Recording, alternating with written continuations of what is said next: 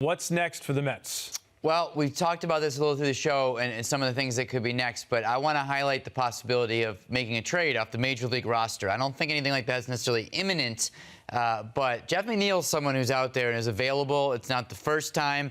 I said earlier in the show, as we sit right now, McNeil's their opening day second baseman, and that could very well be the case.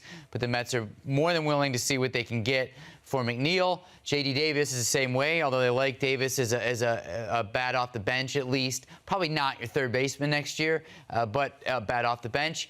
And even a guy like Dom Smith, who I think they're inclined to keep because they don't want to sell low, but looking for trades off the Major League roster. One more little thing, I've heard that the Mets are interested in possibly talking about a contract extension with Brandon Nimmo, so that could be something to look at after the lockout. All right, Andy, we've heard Jim mention the possibility of the Yankees making a deal with Oakland. How about the Mets making a deal with the A's? That's an absolute fit, because you have Sandy Alderson with his relationships there, recently worked in the front office, nearly wooed Billy Beane and Bob Melvin to come work here.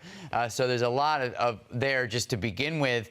And as far as starting pitching goes, trade could be the route other than free agency at this point. If, like, Sean Manaea is a guy out there, there's plenty of pitching that the A's have that could potentially be moved to the Mets. The question with the Mets there is just there's so few prospects in the system. Are you really going to spend a Ronnie Mauricio or Francisco Alvarez on someone like that? That's what remains to be seen. But that's a match trade-wise in a lot of ways.